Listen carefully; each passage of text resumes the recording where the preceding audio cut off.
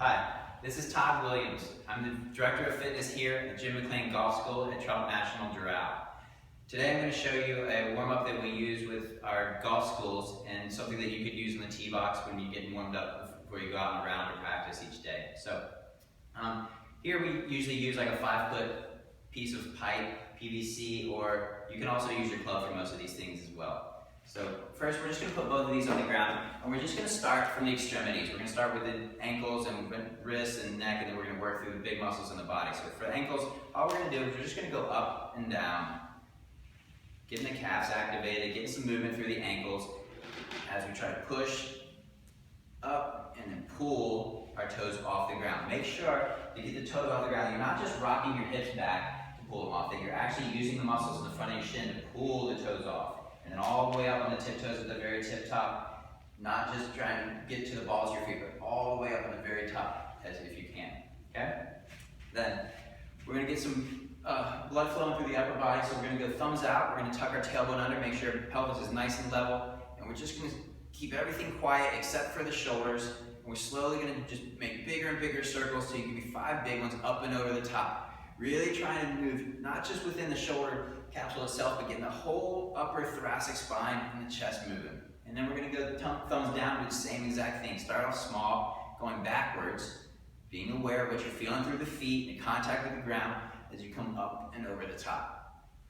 Good. Then we're gonna open up and we're gonna just give ourselves a big hug, left over right, right over left. Not just focusing on the hug part, but more importantly, really opening up and getting a big stretch through the chest and the sternum. Now, let's get the wrists loosened up a little bit. So we're just gonna take our club or our pipe, and we're gonna hold it here, nice and firm grip all the way around. I don't want you to hold it like a golf club. I want you to have all 4 fingers all the way around, thumb off to the side, and I just want you to hinge right at the base of that thumb. Really getting the wrist loosened up, not loosening up the fingers here. Just up and down a few times so you feel like you have no more range of motion left. Then you're gonna tuck that elbow in by your side, and you're just gonna do some rotations all the way around and back. Nice firm grip, again, causing rotation in the forearm, not just at the wrist, but all the way up into the elbow. And you'll do that on both sides, obviously. Then we're gonna come out to the side, just like a motorcycle, all the way up, all the way down. Again, keeping firm here, not trying to pick it up and down with the fingertips. Stay tall, hold your posture, and then just grind all the way up and all the way down a few times each. Then we're gonna stretch the neck out, so we're gonna go feet together. We're gonna hold with a nice straight arm across my body. I'm gonna take my ear to my shoulder, get a nice stretch through my neck, and then I'm gonna just slowly open and close that arm across my body and all the way up. Each time I open up, I'm just trying to get that ear a little bit closer to my shoulder and stretch in the neck. Obviously you switch and then do the other side. From there, we're gonna hold that club out to the side. We're gonna get the lower body moving, so nice firm contact with the ground, the foot is staying on the ground, tuck your tailbone under, and then we're just gonna slowly start to swing that leg back and forth. Want to keep that knee straight when it's in front of our body, but it's okay for it to flick to my heel and take some stress off my lower back when I go back. I don't want to try and keep this leg straight and have my whole body rocking back and forth and putting any extra tension on my lower back. So just swing it forwards and backwards, trying to keep everything nice and still as we just isolate that hamstring movement. From there, I'm going to take my free hand and that free foot, I'm going to reach down and grab it. I'm going to stand up nice and tall, chest out, shoulders back. I'm going to get the shoulders and the hips stacked on top of each other. I'm going to pull knees together, squeeze my butt, and stand up as tall as I possibly can. Try to get as much hip extension as possible. So I'm not just feeling that stretch down here in the knee. I want to feel that stretch come all the way up into the hip. I'm just going to hold that for a couple breaths. If you feel like your balance is pretty good for the morning, then take this guy off and see if you can hold it without using it as a crutch. And then obviously you're going to switch and do the other side as well. After you've done the hamstring and the quad on each side, then you're going to put this guy out front and you're going to start to swing side to side. Keep this toe straight ahead. You don't want to compensate for tight hips by letting the toe point up and letting our hips shift all over the place. So only go as far and fast as you can, that you can keep that toe straight ahead. Thinking once you get that leg going, you got to find a nice rhythm. Be aware of what you're feeling through this foot, how you're feeling that inside and outside edge, and getting those ankle muscles activated as well to deal with that lateral motion side to side that we encounter in the golf swing. After you've done both sides, of the side swings, and I want you to choke down a little bit, or if you're holding a regular club, just put your hands right on top of the club. I want you to make a figure 4 with your legs, and I want you to sit back and down, loading that heel, letting your head and your hands go forward to offset the weight of your butt going back so that your foot is nice and flat and you're balanced. Find that sticking point for you where you feel a big stretch on the outside of the hip, and then stand all the way up and switch. So this one will alternate. Most of the other exercises we did all one side and then the other. This one we're going to alternate left and then right. Each time try to sit into it a little bit more. Don't be afraid of not having a strong enough leg to come back up. You got the arms to use, and there's going to be a sticking point where most of us have such tight hips, we're just not going to go any farther. We're not going to fall to the ground. Next, we're going to start to stretch those hamstrings a little bit more, get a little bit more glute and upper body activation and stretch. So I'm going to take my hands pretty wide. From here, I want you to hinge at the hips first. So keep the bar against your thighs, hinge the hips back, let the weight shift into the heels, come all the way down, and then release everything. Soften those knees and just relax. So let everything kind of hang here. Let your back relax. Let your brain tell your body, I'm back is safe here. The knees soft. And then we're slowly going to straighten those knees out. So you get all that tension into the hamstrings and the back of the calf.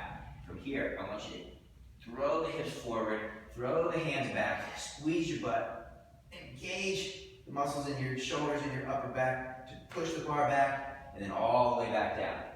So we relax. You should find that you can go a little bit lower each time. The harder you push and squeeze, each time you push back and forward again. After that, the last one, I want you to keep the bar over your head. Bring the feet together. Make sure the bar is over top of your ears.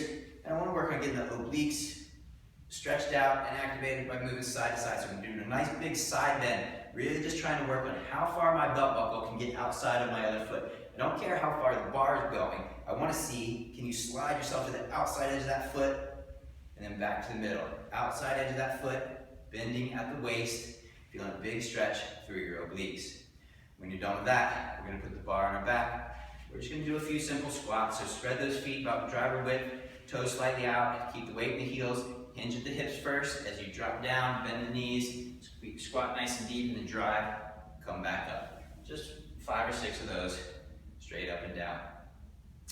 From there, we're going to come into a single leg lunge. So now we're really going to isolate one leg and then the other, and adding some rotation at the same time. So we're going to step back, we're going to step down, we're going to hold, we're going to keep our eyes on our hips quiet and straight ahead. I'm just going to turn my upper back, trying to twist as high in my spine as possible, not in the lower back. We want to keep our core engaged. We force more rotation in our thoracic spine. Step back, down, hold, eyes straight ahead, hips quiet. Do not try to rotate until you have your foundation to push off of. Do 3 or 4 of those on each side. Finally, we're going to finish with a few extra, more sport-specific drills. We're going to come into nice athletic golf posture. Legs are firing now, everything kind of woken up and aware. We're going to hold the floor still with our feet, hold our body still, and we're going to turn back and forth just with the shoulders. No hip turn right now, so I don't want to see this going on back and forth. I'm going to stay strong through the ground, just turn the upper body again, try and twist as high in the spine as possible, not just feeling all the turning happening at the lower back. Then I'm going to unleash the hips too, so now I've got my shoulders and hips turning together with my shoulders turning about twice as much as the hips. Right now, the end of my club is pointed out about 6 feet in front of me, so about here, okay? What I want to do is continue on with this motion, but I want to add some of that side tilt. So I want to add that oblique turn in here with the hip and the shoulders rotation, which will make the end of the bar so I can aim at a spot where closer to where the ball may be in my golf stance. Very important to understand how much side bend and oblique work there is to get a good golf swing. And then from there, we're going to go ahead and finish with a full 100% weight shift to one side. So I'm squeezing the butt cheek of this leg, extend myself and get my hips up. This butt cheek's helping turn my hips. I'm all my weight's on one side. I'm looking at the flight of that ball, get my belly button, get my eyes up, transitioning from one side to the other. So I can go right into a nice, warmed up, perfectly ready practice session or golf game. Thanks for taking the time to listen to this. If you have any questions, contact us here at the school. Again, my name is Todd, and I hope to see you guys soon. Thanks.